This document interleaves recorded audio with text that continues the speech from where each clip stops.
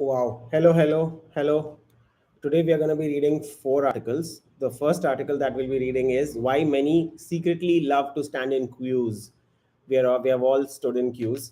So, why this author claims that some people love standing in queues, and we'll try to see if they do really. Second, we will read about the legacy of Piyush Pandey. Piyush Pandey, a big name in advertising, uh, passed away recently. He was 70 years old. He has made some of the very memorable Indian ads, which we used to play on Doordarshan and then later on other channels as well. So we'll read about his legacy, try to learn something from him maybe. Then the next thing that we'll read is the luxurious beginnings of international air travel in India. Like how and where did international air travel start in India from? Like what are the history of it? What used to happen? Who used to travel? We'll read a little bit about that. And then we will read about, if time permits, maybe I will read this before I read the other ones. But how a 19th century Tamil temple in Bangkok became a spiritual sanctuary for all. So how did this temple became like widely accepted in Singapore, Bangkok? Maybe we'll learn a little bit about migration, what happened. So that's also quite interesting. All right, let's just start with the first article. This time I'm going to check if I can adjust the screen sizes. If I can't, then there's no point. Yeah, no, I can't. ठीक है. So एक काम करते हैं. I'll just talk. No, I should present. I feel I should present. All right. All right, let's go. Why many secretly love to stand in queues. Okay. No one in India wakes up on a fine morning hoping to stand in a queue, right? And yet, for reasons that one might not like to confess in public, there is something oddly comforting about that long, winding line. It tests patience and strangely makes one feel like part of a larger human experience. Yeah, demonetization comes to mind. Standing in queues for getting movie tickets comes to mind. Standing in line to get inside a concert, when you are probably visiting a pandal during Ganesh Chaturthi or during Durga Puja, that comes to mind. Maybe is being stuck in a traffic jam also standing in a queue? Maybe, because that is also you're standing in queue to get out of somewhere, right? So religious places, so many places, in schools, we are told and we learn that we have to stand in queues. That is also something that we learn at a very, very young age. We have to stand in queue. We have to maintain discipline. We cannot, break the queue, things like that. Queues in India are not just about order, they are about theatre. They are where stories unfold, strangers bond, tempers flare, and patience or lack of it is revealed. Take, for example, the metro station at Majestic in Bengaluru. Metro stations, great example. The metro station at Majestic in Bengaluru on a weekday evening. One joins the sneaking queue at the ticket counter, grumbling at first, but within minutes, find herself eavesdropping on an overheated political debate by two people ahead. That is so true. Like people are talking about something. Sometimes it's family, sometimes it's like young people, sometimes it's all sorts of people, right? When you're standing on a line. Have you fathomed it yet that standing in a queue is one of the rare situations where one is forced to pause? Whether it's waiting for the darshan, where the queue is practically a pilgrimage in itself, or outside a new dosa joint, one adjusts to the rhythm of slow forward motion. It is almost meditative. थोड़ा चलो रुक जाओ, थोड़ा चलो रुक जाओ, इधर उधर देखो, line क्यों move नहीं कर रही. It is almost meditative, except of course when someone tries to cut in. Like you're very protective of the line. No, you hate when people cut in. Like if you are in the line, then you will absolutely not allow anybody else to cut the line. Then the collective outrage is instant, as if a common enemy is found. Because you were all standing there, you were all standing for the queue. But cues help to learn a lot about human character. The deep thinker staring into space, the chronic complainer who mutters, only in India this happens. Though queues exist everywhere from London to Tokyo. Yeah, that's true. Somebody is staring into space, somebody is speaking on the phone, somebody is playing a game, somebody is just looking around here and there. I've rarely seen people like reading a book. Some people are just talking to each other, trying to strike conversations around common things. So, yeah, cues help to learn a lot about human character. Like I sometimes when I travel with my partner, we sit on in metros and just think about like who is the other person, where are they coming from, what do they do. So we try to guess all of these things. It's very fun. uh, Consider the line outside a newly opened tea stall, where the wait time to get your first Instagram worthy drink is longer than the time it takes to drink it. Oh, yes, technology promised to free us from queues, book online, they said, but now there are virtual queues instead. Wow, yeah, that is also true. Like when people are buying concert ticket these days, you are made to stand in a queue. You are given a number, so there are virtual queues. That also happens. Waiting endlessly for IRCTC tickets to confirm, or watching helplessly as Swiggy blames heavy demand in your area sometimes. I mean, I'm not complaining too much about that, honestly. Sometimes the old fashioned queue at a local bakery feels less stressful than the spinning digital wheel of doom on smartphones. That is true. Waiting on a digital platform is very, very crazy as compared to like waiting at a local bakery. At least in the physical line, one can smell the warm puffs baking and know one's turn will eventually come. Of course, humor is never far away in the great Indian queue. Someone will invariably try to hold a place for 10 relatives who suddenly appear like a relay team.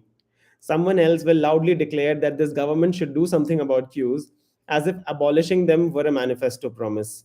And how can one forget that quiet brotherhood, a shared smile, a borrowed pen for filling forms, or a collective groan when the counter closes for lunch just as you reach the kiosk? Perhaps that's why deep down people don't entirely hate standing in queues. They remind us that we are not alone in our waiting. In a city that often feels like it's moving too fast, a queue helps slow down, makes one laugh at absurdities, and reconnect with the simple truth that patience is easier when shared. So the next time you find yourself at Lal Bag's ticket line during the flower show or outside a buzzing cafe in Koramangala, do not grumble too much. Look around, smile, and enjoy the theater of the ordinary. After all, standing in a queue is not just about reaching the counter. It's about discovering the humor, humanity, and maybe the hidden ecstasy of the wait itself, or even the strange joy of realizing that we are all in this together.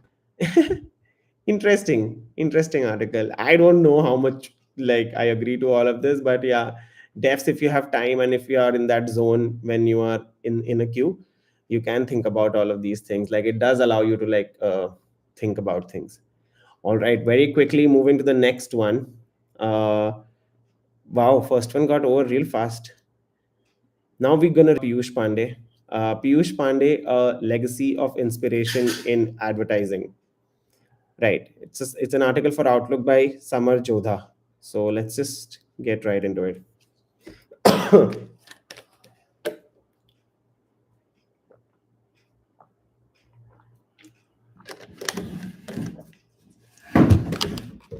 I first met I first met the legendary Piyush Pandey over 3 decades ago at his brother Prasoon's home, where we were both connected through our time at NID. So both were NID grads, the author of this article, and Piyush Pandey. My first impression was this man knew how to disarm you in the first engagement. Like he knew how to make you comfortable, right from the get go. He had a warm charisma, a sharp sense of humor, and of course an iconic mustache.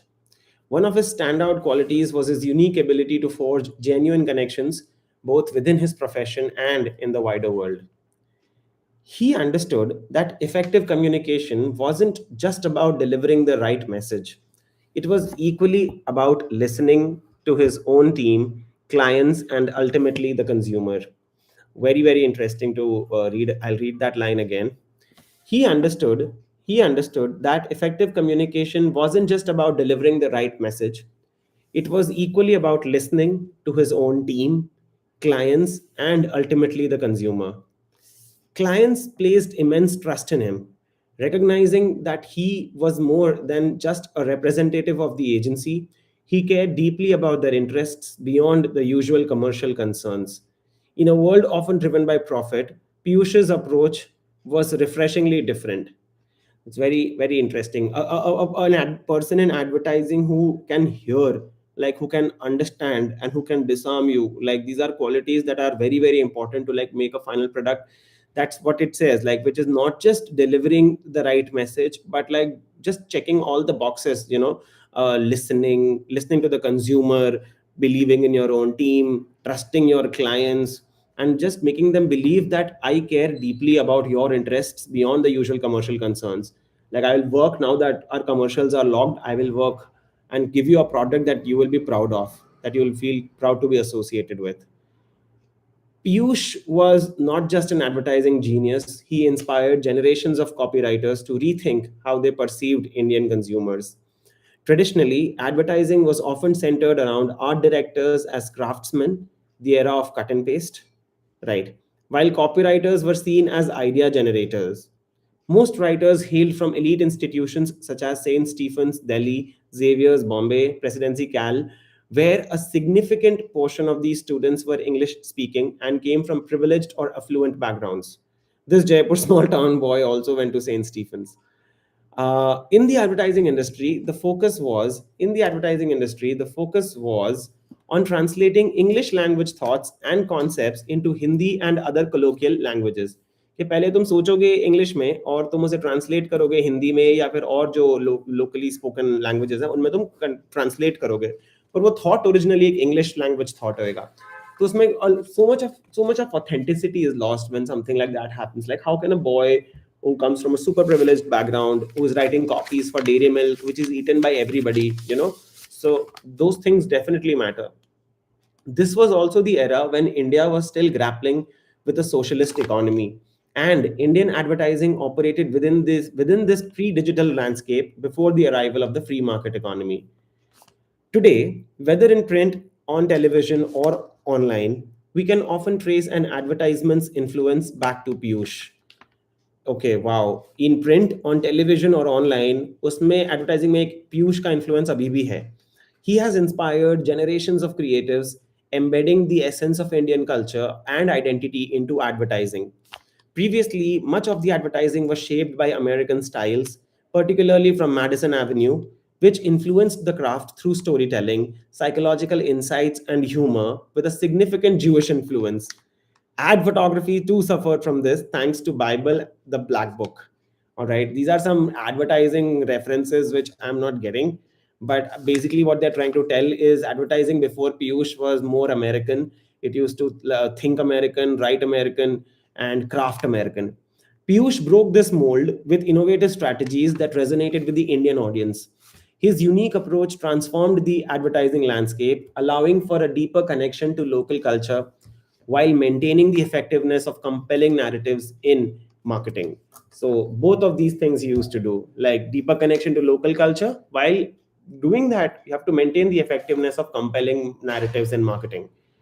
His impact extends far beyond the advertising world. He has touched countless lives across various fields, including business and social science schools. People spend time reading How to Win and Influence People, Good to Great, what they don't teach you at Harvard Business School.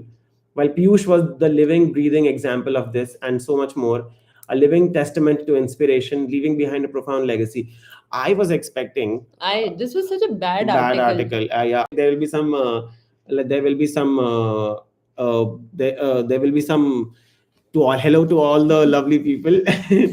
But I was expecting there would be uh, literally some examples of.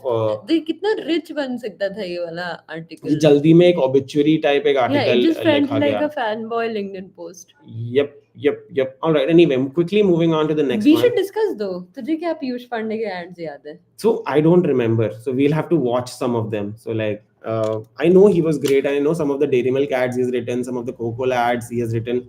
I don't know if he has written like some other Amul ads. Maybe he has written. He has अब की बार मोदी सरकार.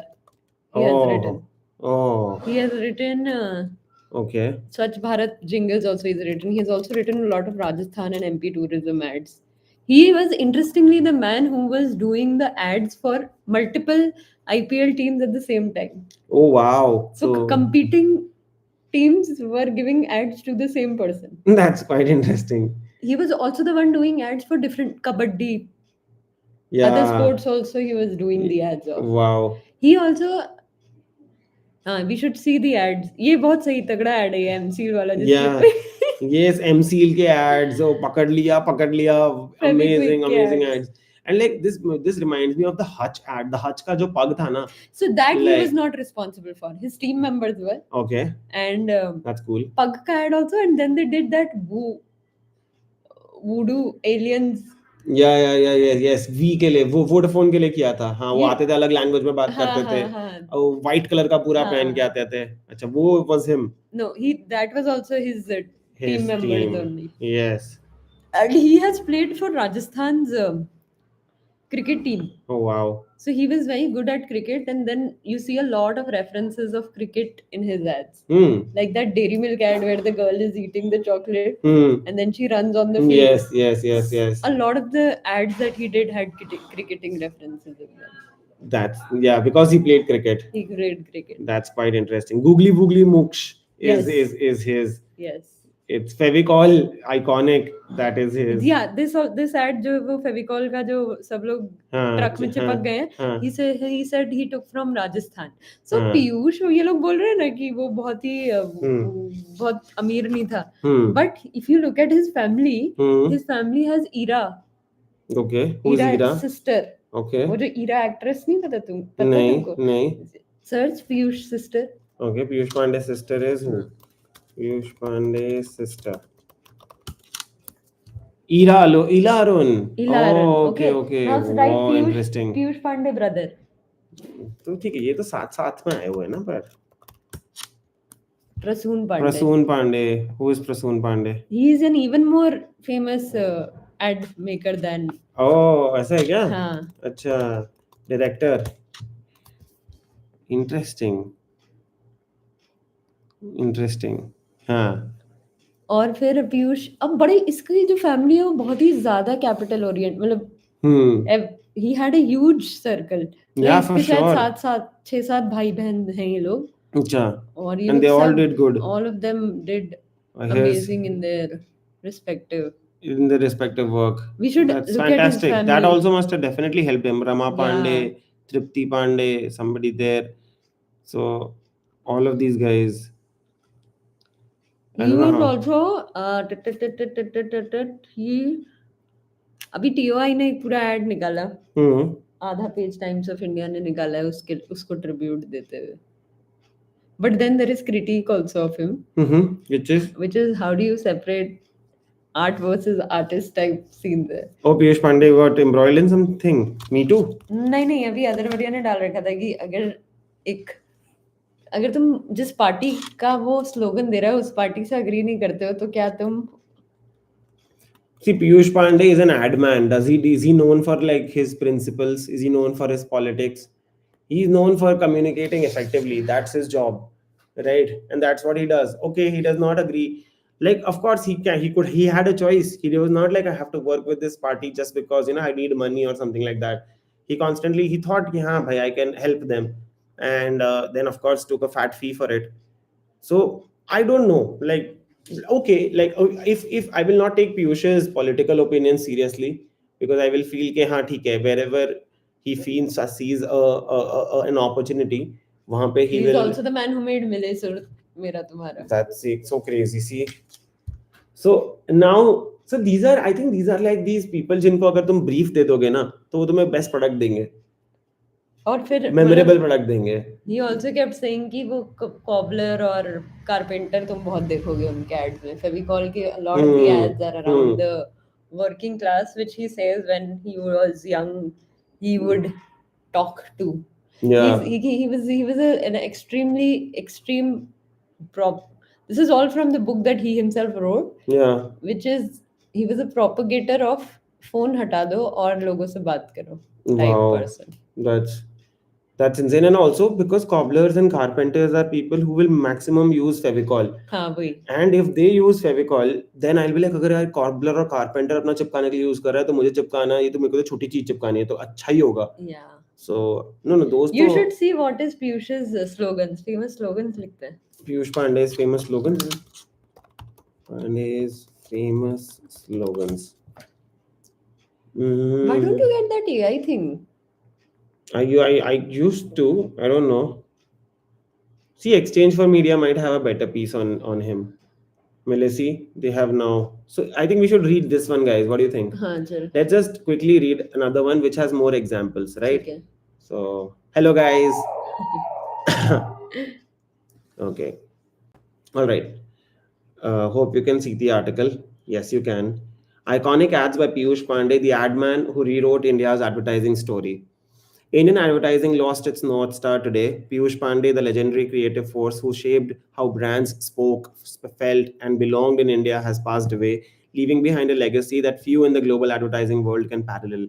He was not just an ad man, he was the heartbeat of Indian communication. Glowing praise. Who wrote this article? Soumya Gavri. Okay. Over a 4 decade career with Ogilvy, one of the biggest advertising companies, Pandey changed the grammar of Indian advertising. He steered it away from borrowed Western idioms and towards a language rooted in the Indian street, home, and heart. His work resonated not because it was clever, but because it was true and drawn from the texture of ordinary life.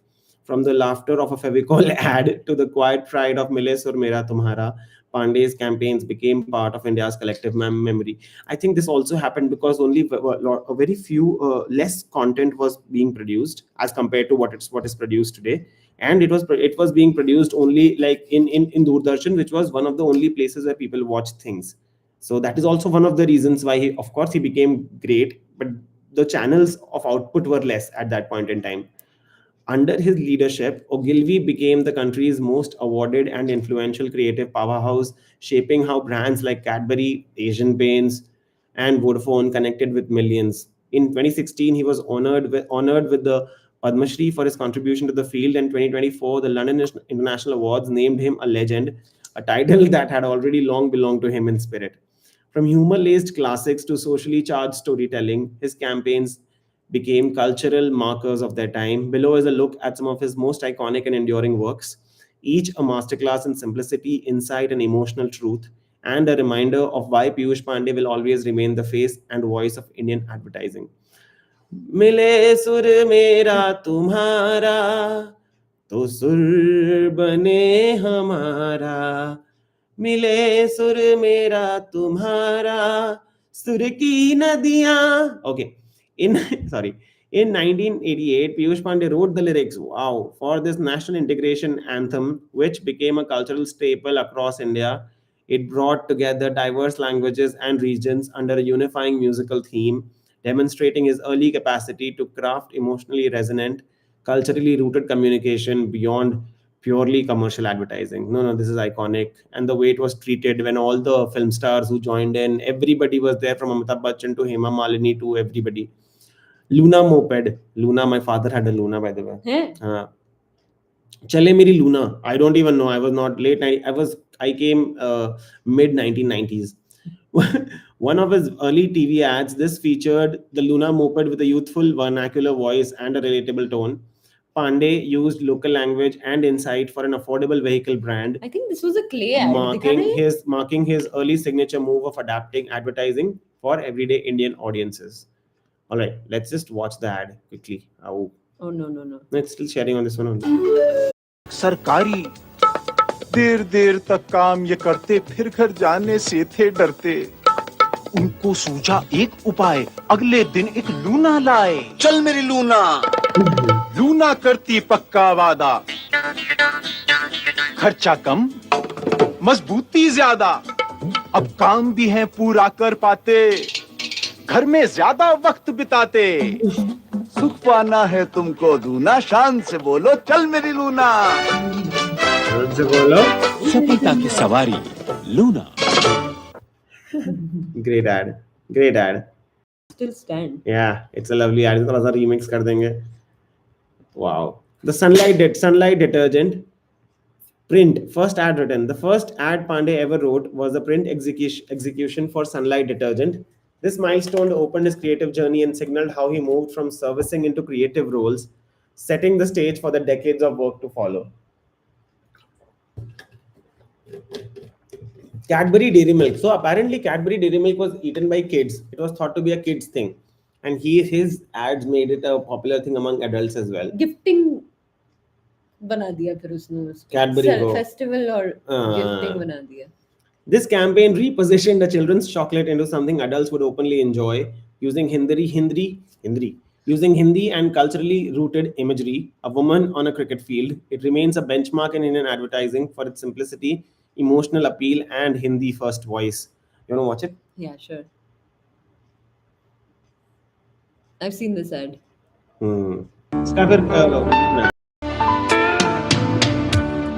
कुछ खास है हम सभी में, कुछ बात है हम सभी में, बात है खास है, कुछ स्वाद है, क्या स्वाद है जिंदगी में। कैडबरीज डेयरी मिल्क, असली स्वाद जिंदगी का। See, again, cricket he uses. Cadbury yeah. मतलब म्यूजिक जो है आइकॉनिक है उसका, उसके में ऐसे इससे पहले क्या होता था कि सिर्फ जो उसका नाम है या फिर उसका जिंगल बना दिया, Nirma washing powder Nirma. It's अच्छा, literally like you're हाँ. just saying the name again and Okay. again. Versus he used music which was on its own also very Standing. वो जो You're right. पग वाला ऐड है हाँ. वो उसका क्या गाना है? Wherever in this beautiful world, ऐसा आता है उसमें. हाँ. और भी एक दो भी है. हाँ, तो वो हाँ. ऐसा नहीं है ना कि कुछ Vodafone, Docomo do do do. Although I remember the tune though, guys. Do do do do do do do do do do do do do. Do you remember? No, you are the older one out of the Come two on, of us. man. I think this is a 90s kid phenomenon. Yes, that is true. हर घर कुछ कहता है. Next one we're gonna see is Asian Paints. Pandey helped evolve the brand from commodity paint to a storyteller of homes and traditions. हर घर कुछ कहता है. So now everybody is taking painting seriously. I think everybody, anyway, like if you think about it, they did think about like how their houses look with all the sorts of like if you go to Bihar hinterlands or Jharkhand hinterlands, वो लोग घर के बाहर बहुत design करते हैं. They make things. But in the commercial sense, in the up and coming middle class, where nobody white चुनाई कर दो ठीक हो जाएगा, वहाँ पे Pandey helped evolve the brand to a storyteller of homes and traditions. With this campaign, he gave the paint category emotional depth. Every home has a story and used vernacular language and insight into Indian living spaces. So let's see his insights into Indian living. See, the brief is मैं paint बेचता हूँ, मेरा paint ये लोग खरीदते हैं. अब add क्या बनी? And I think it is the most difficult to do branded work. It is super difficult. If you're making organic people, I think you're a genius of some Yeah, sort. no, for sure. हर घर चुपचाप से ये कहता है कि अंदर इसमें कौन रहता है। कितना झगड़ा किया था तुमने इस हरे रंग को? छत बताती है ये किसका आसमां है, रंग कहते हैं किसका ये जहां है, कमरों में किसकी कल्पना झलकती है, इस फर्श पर नंगे पैर किसके बच्चे चलते हैं, कौन चुन चुन के इसे प्यार से सजाता है, कौन इस मकान में अपना घर बसाता है। हर घर चुपचाप से ये कहता है कि अंदर इसमें कौन रहता है। एशियन पेंट्स, क्योंकि हर घर कुछ कहता है। Good one, yeah.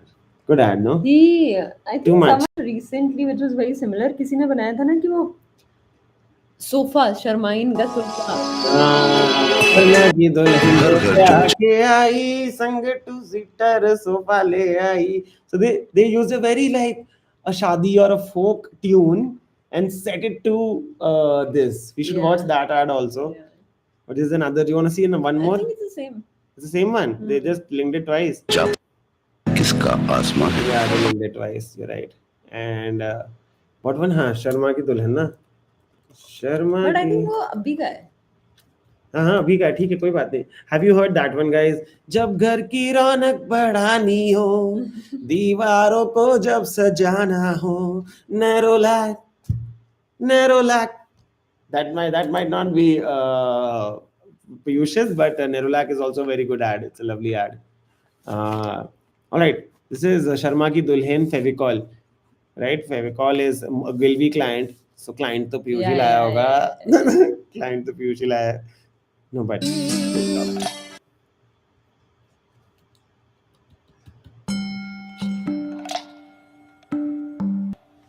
शर्मा की दुल्हन जो ब्याह के आई, संग टू सीटर सोफा ले आई। पड़ गयो नाम शर्मा इनका सोफा, हाय रे शर्मा इनका सोफा।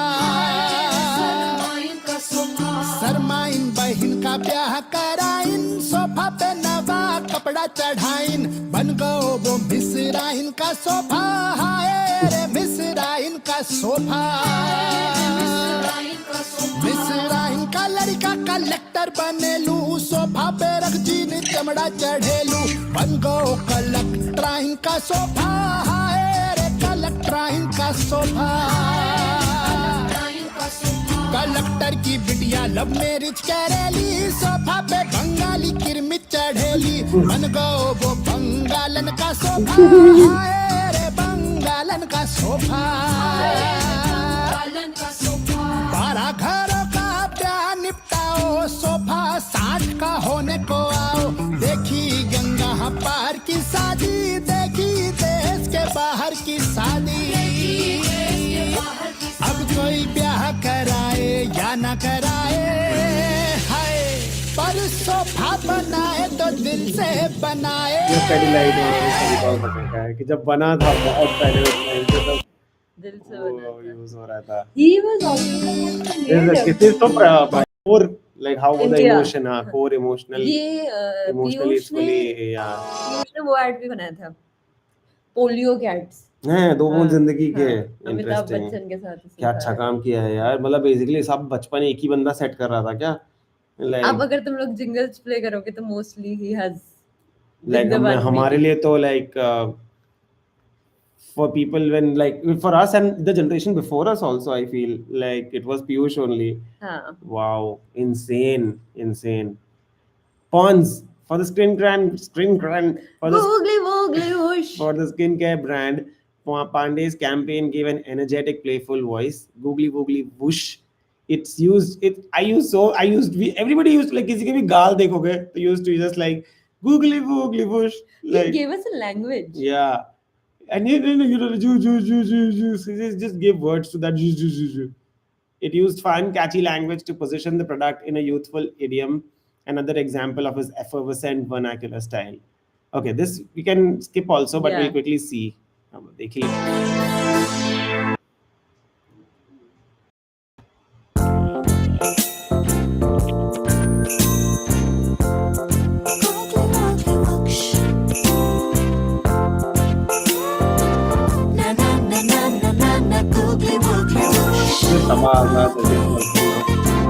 What?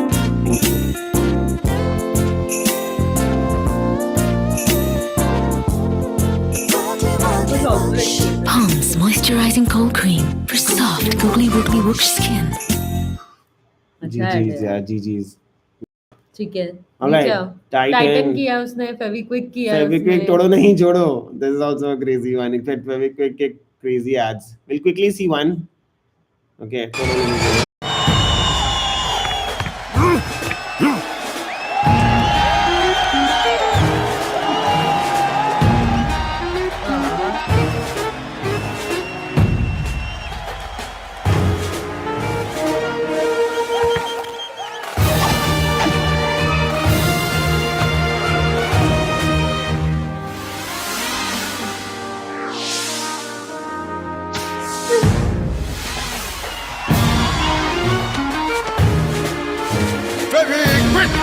तोड़ो नहीं छोड़ो। Great ad. Fevikwik का मजबूत जोड़ टूटेगा नहीं. You have seen so many of these ads also. You wanna play one of them? One, let's play. Let's play.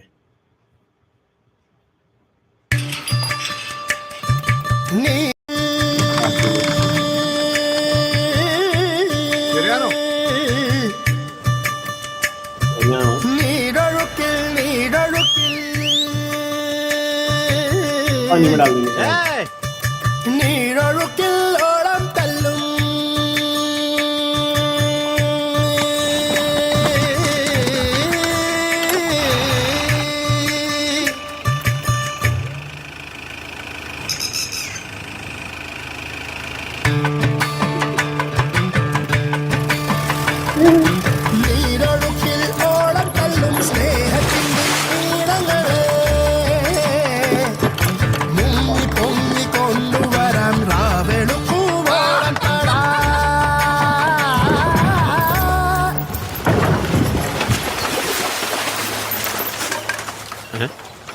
Fevicol marine नहीं लगाया तो क्या मरीन लगाया? फेविकॉल मरीन असली waterproof adhesive. Good one. Vodafone Pug. Let's see the Pug one. I love the Pug one. इसमें पीयूष पांडे का कोई role नहीं था, ये टीम वालों ने पूरा बनाया था एड. हाँ. पीयूष ने बस ये बोला था कि ये जो इधर तुझे एक स्टॉक म्यूजिक नहीं चाहिए, ये गाना ही इस फिल्म को बनाएगा. Okay. Then that guy went back, the person who actually made this ad, he went back for a night, wrote something, came back, and this got made. Oh. Gimana? In this beautiful world, green grass, blue skies. In this beautiful world, you and I, winding lanes as streams go by.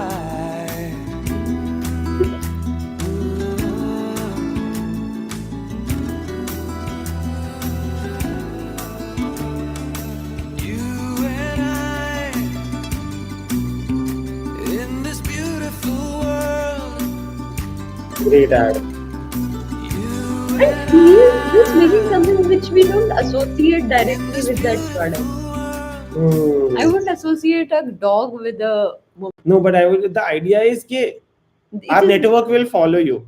It is not. You don't have to think about the product linearly. Correct. And you can think about what doesn't leave your side ever. Yeah. What is something that you will love to be by your side? A nice, good puppy is somebody you will love to have by your side always. It will give you happiness, you know. Yeah, what is something that sticks? Sofa sticks. Yeah, like sofa. Yes, and sofa is generationally passed down. Yeah. And something is generationally passed down must mean that it's built very strongly. Yeah. And what is it built with? Fevicol. Yeah. You know, all of this. Oh, अब की बार मोदी सरकार also. Cancer Patients Aid Association. That will skip. अब की बार मोदी सरकार उसने दे दिया, 2 बूंद जिंदगी की उसने दे दिया. Stay ahead of the times. Oh, okay, nice, good one. The Hindu's latest ads are also quite lovely. Have you seen the Hindu latest ads? No. Written by journalists? No. So, but can I quickly show it to you guys? It's the ad is the Hindu written by journalists is the new Hindu marketing campaign that they have started. Oh, I've seen that ad. वो लड़की भौंकने लग जाती है. So there's a series of ads. This is also one. जैसे. Dinner चापड़ले, breakfast चापड़ले. Noki क्यों अंदा चे? Why are you being difficult? Read the newspaper. लग जाती है. ठीक है.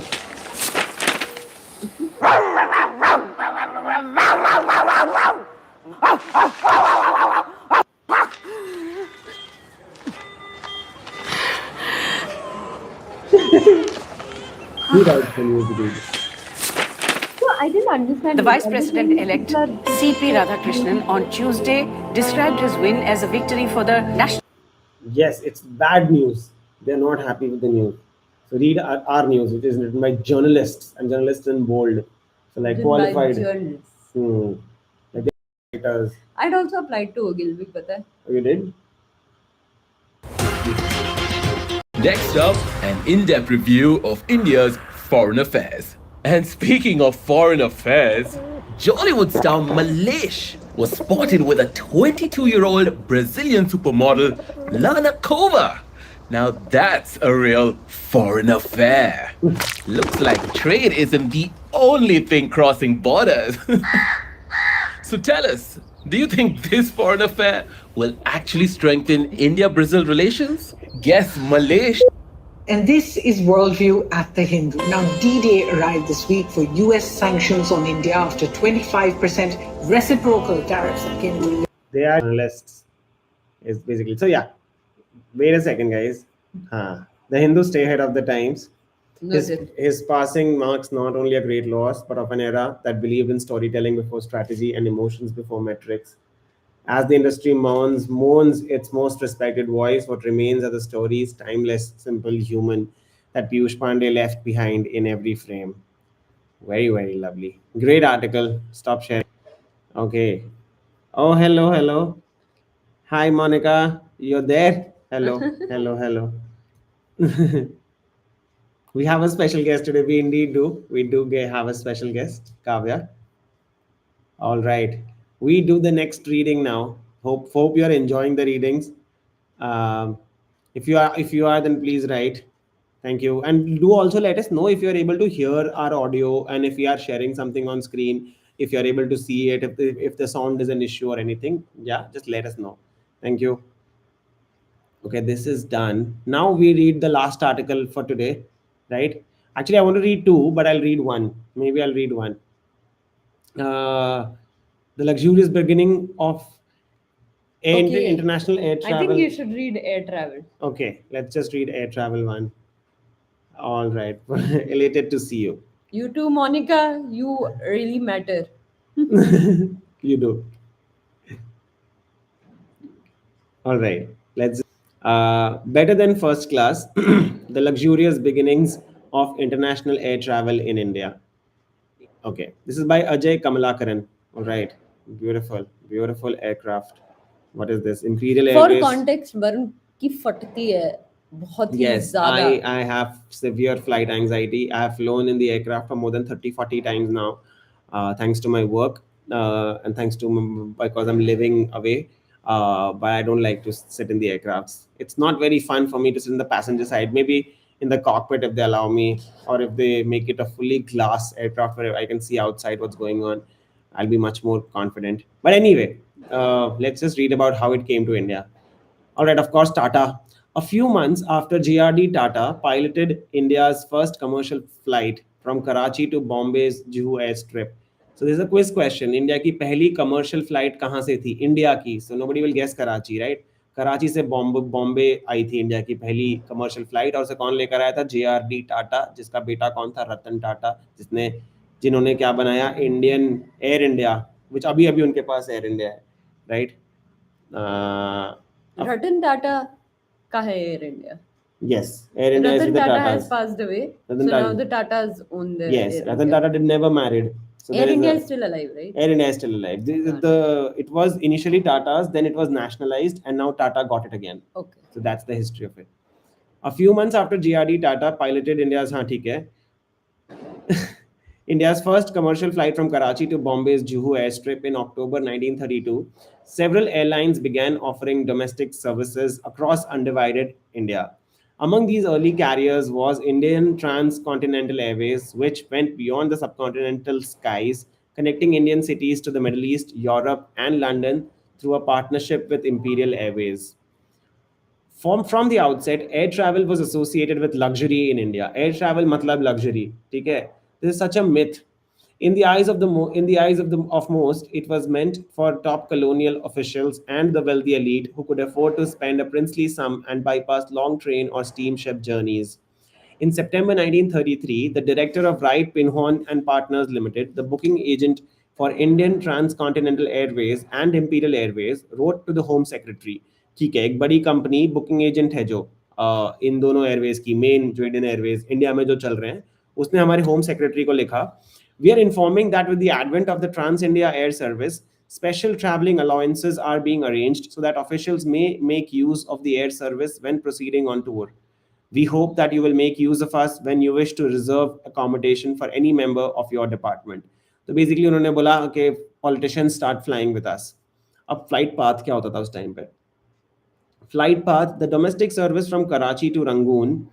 Rangoon had stopovers in Jodhpur, Delhi, Kanpur, which is now Kanpur, Allahabad, Calcutta, and Akyab. Wow! अगर कराची से मुझे रंगून जाना है, Rangoon is a place in down the Myanmar. Yeah, Rangoon is in Myanmar. So basically from west side to completely east side. तो कहाँ कहाँ stop हो रहा है हमारा? पहले तुम जोधपुर में रुको, कराची से जोधपुर, फिर दिल्ली, फिर कानपुर, फिर इलाहाबाद. नॉन स्टॉप फ्लाइट नहीं थी? नहीं, नॉन स्टॉप फ्लाइट नहीं है, स्टॉप ओवर्स है. ठीक है, अभी प्री इंडिपेंडेंस एरा में है हम लोग. ठीक है, फिर भी टाइम बचेगा तुम्हारा.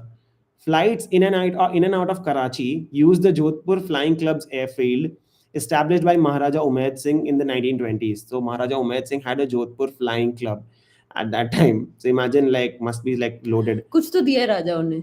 राजाओं ने दिया है. हाँ, राजाओं को उसके बदले में बहुत कुछ मिला है, बट हाँ दिया है. ठीक है.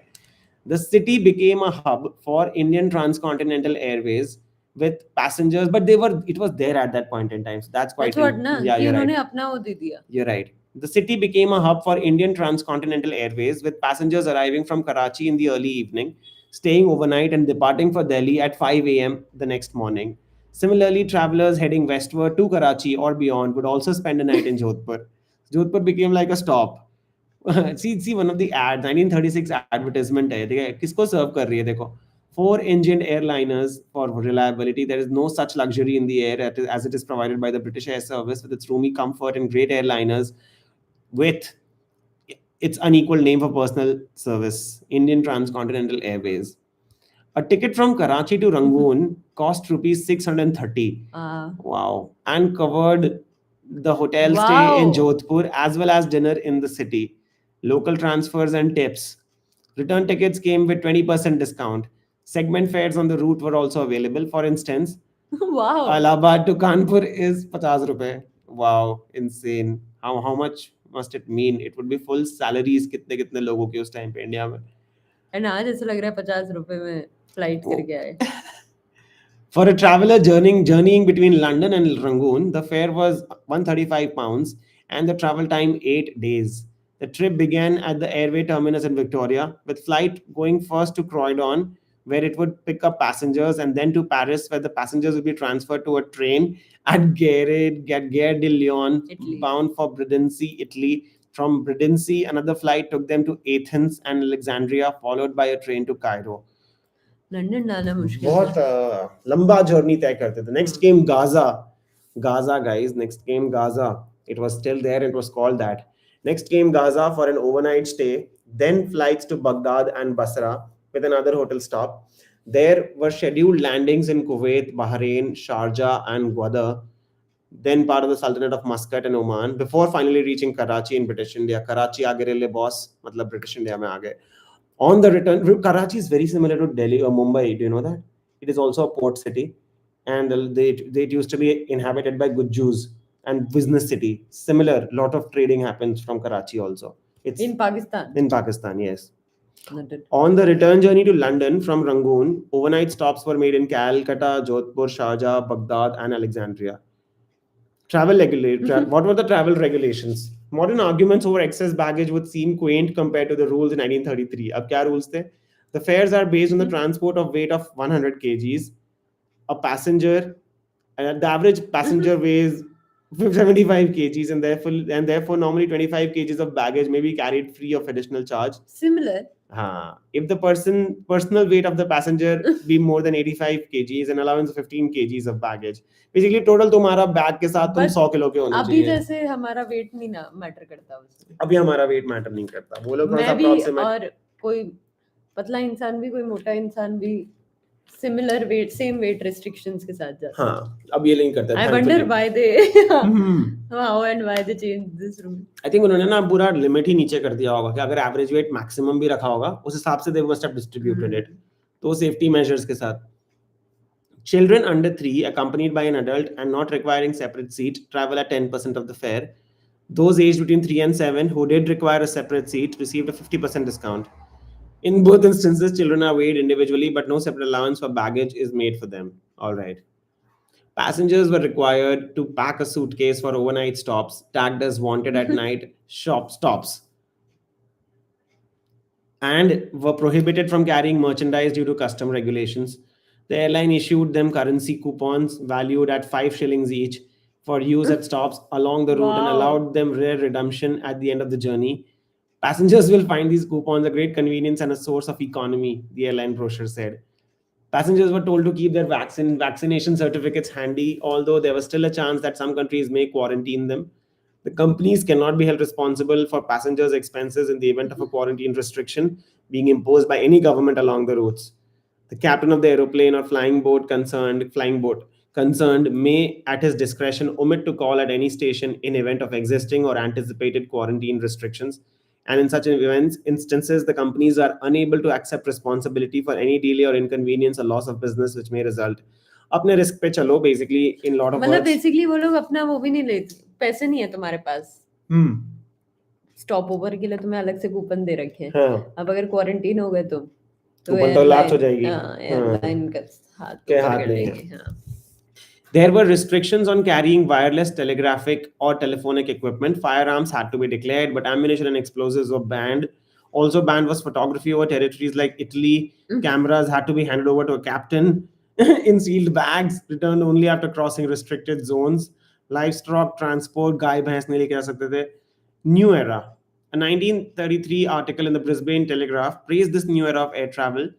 The spaciousness, comfort, and quietness of these machines have rendered them extremely popular with travelers, providing, as they do, a real form of deluxe air travel. The article described uniformed stewards serving warm food in winters and cabins being equipped to ensure comfort in tropical conditions. Wow. Since its service was targeted at a colonial elite, Indian Transcontinental Airways made sure to reserve the best hotels for its passengers flying the London to India route. The names of personally inspected and recommended hotels in Great Britain and in all countries served by this airline are available at each of the company's stations of information of passengers. The British colonial elite was soon joined on these flights by wealthy Indian industrialists and Maharajas. Those steamships would continue to remain popular for voyages abroad from India due to their unmatched luxury. Air travel offered speed and prestige. The London Rangoon service was the London Rangoon service was suspended in 1940 due to World War II. During this time, the Indian Transcontinental Airways aircraft were repurposed for the Royal Indian Air Force. We got our, we've got our Air Force, we've got our Army, we have got our Navy. I also think from like we inherited the British systems. The people were ours only. The airline never made a comeback after the war, but in the decades that followed, air travel became the primary mode of intercontinental travel. Long stopovers, hotel stays, and fine dining slowly gave way to quick direct flights and what one famous Indian politician once famously termed cattle class travel. Wow, quite interesting. Quite interesting. All right. Thank you so much. I think I'm done for today. I think we did 1 hour, right? I think we did 53 minutes. Yeah, I think then that's Good time. Good time. Good time. So this was all the news for today. I could not read one news which I've put in the thumbnail. So I really want to though read it. Can I just quickly? Let's do. Okay. We're going to be reading about a Tamil temple in Bangkok. How are their temples? First of all, वहाँ पे Hinduism का क्या experience है हम उसके बारे में थोड़ा इसमें पढ़ते हैं. This is again by Ajay Kamlakaran, this article. How a 19th century Tamil temple in Bangkok became a spiritual sanctuary for all. So this is the temple. This is in Bangkok, right? Mariamman temple. The bustling business, the district of Siloam, right in the heart of Siloam, right in the heart. I have been here. You've been? I've been to Bangkok for sure. Oh, wow. Right in the heart of Bangkok sits a charming Thai rendition of a Tamil Nadu temple complex. Across the street from the shrine, there is a row of shops where families and young couples buy flowers and puja offerings before crossing over into the temple. Everything about it, from the vibrant colors and Gopuram to the intricate idols, evokes temples of the southern Indian state. The noticeable difference here the Indian tricolor flies alongside the flags of Thailand and the kingdom's royalty. Very interesting. Very interesting. I don't see it here, but okay. This temple, built in the late 1870s, has been the center of Tamil community life in the Thai capital. Once strictly for Hindus, now it welcomes people of all ethnicities and religions. It is a temple of goddess Uma, consort of Shiva. It's a Shiva temple, but it's an Uma temple. Uma is Shiva's wife. Built around 1879 by a group of Indians lived in Bangkok on the purchased land on Siloam Road. A sign in Thai and English reads at the entrance. At first, it was built a small Indian pavilion and named Salasri Mariamman. The sign does not mention the name of the temple's founder, but a nearby street, Soy Vaiti, gives it away. It was Vaiti Padyachi, a Tamil immigrant. Wow. Tamils immigrated to Bangkok. Bangkok is in? Asia. Okay, thank you. Bangkok, Thailand. का एक trip लगाया था हमने. Oh, capital of Thailand. All right. Sorry, very quickly. Your smile is even more beautiful in the live. Thank you. Everything is audible. You too, my love. I'm sorry, I'm a little extra when expressing love. That reminded me of a time when a senior said that you matter. In the year-end IG story, it hit me like a rock in a good way. Wow. No, no, that's all good. Last 2 minutes से screen black है. It happens sometimes in the life. पिछले 2 lives में भी हुआ था. But I thought थोड़ा बहुत technical glitch होगा. But अभी हट नहीं रही black screen. For sure. Oh wow. I hope. Yeah, I hope you can see this. I hope so. All right. The historical ties between India and Southeast Asia date back centuries, and Thailand has always had small Indian communities. But it was the arrival of the British in India that helped facilitate a new wave of Indian immigration. The earliest group of Indians to have come in sizable numbers to Thailand appears to have been the Tamils, academic A. Mani says in his book. Many arrived in Phuket in southern Thailand as a result of a spillover from Penang and peninsular Malaysia. Most of them came to participate in cattle trade and precious stone mining, with service groups like the Chettiars following them. A large wave of Indians arrived after the Anglo-Thai Treaty that was signed in 1856, liberalizing trade in what was then called Siam. As Mani says, these newcomers played an important role in building the world capitalistic economic mode of trading for Europeans.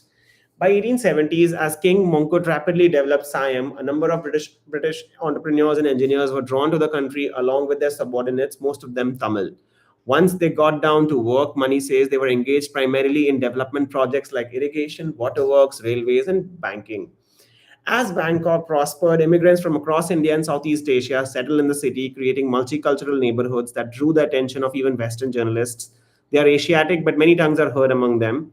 The Oregon reported in 1907. The Javanese are gardeners, the Bombay men are merchants, the Tamils, cattlemen and shopkeeper, the Burmese, gem dealers and country peddlers, the Sinhalese, maybe Sri Lankans, goldsmiths and jewelers, and the Bengalis are the tailors. Interesting. Interesting how different communities from different places went and settled in Bangkok.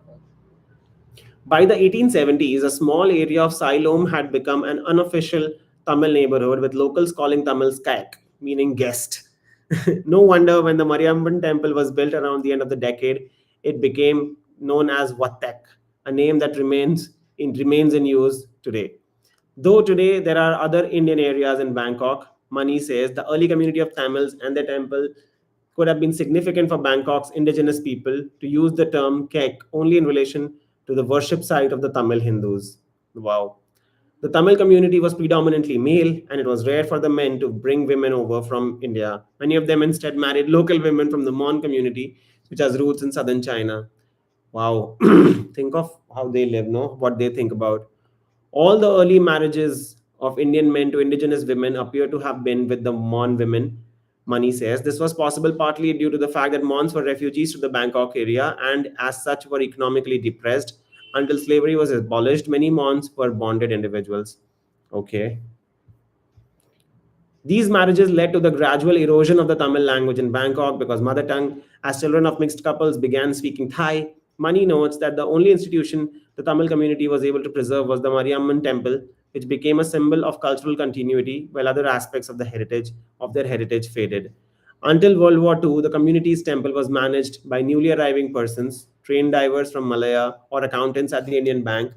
As late as 1951, the community could still muster an all Tamil speaking management committee and publish Tamil books to raise funds. As the Tamil community continued to integrate into the wider Thai society, integration hota hi hai, assimilation hota hi hai, the temple began to get more worshippers from UP who chose to call it Sri Maha Uma Devi Temple.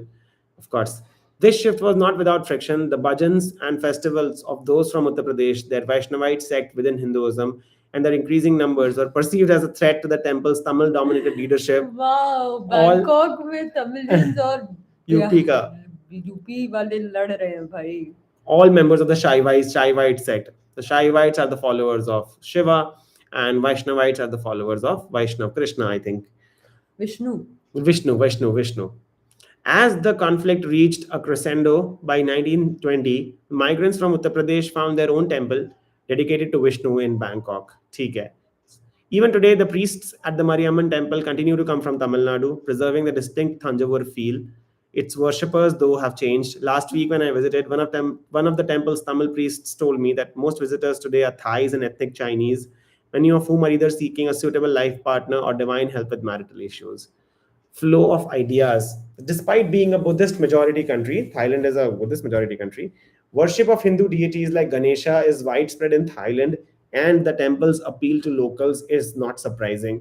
On festive occasion, Indian expatriates and Thai citizens of Indian origin also visit in large numbers. The ancient festival continuing from the Vedic period called Dasera or Navratri is held annually at the temple. Annually, twice. Is held annually at the temple annually. The bilingual sign at the temple entrance says the ritual is performed by worship of Uma and other god for 10 days, 10 nights. At last night of festival, the image of Uma is carrying in procession along the road. ठीक है. The sign also mentions that the Uma sculpture was installed as the principal image in the temple, while other idols were brought from India as the temple expanded. In 1911, the present boundary wall was built and additional shrines were constructed. Very early in its history, the Sri Mariamman temple came to be recognized as representing Indian culture in Thailand.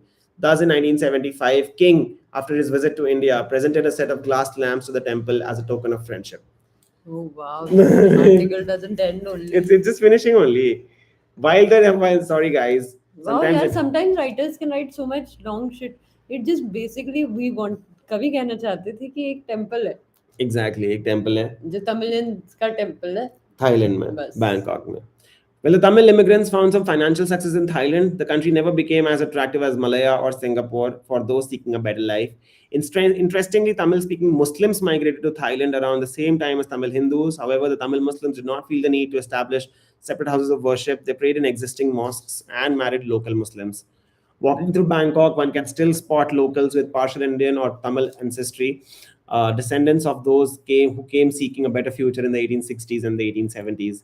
At the Mariamman Kovil, when Thai worshippers kneel and pray to Hindu deities in their local style, leaving with red pattu, tilak on their foreheads, it becomes clear how ideas, beliefs, and cultures once flowed freely across Asia.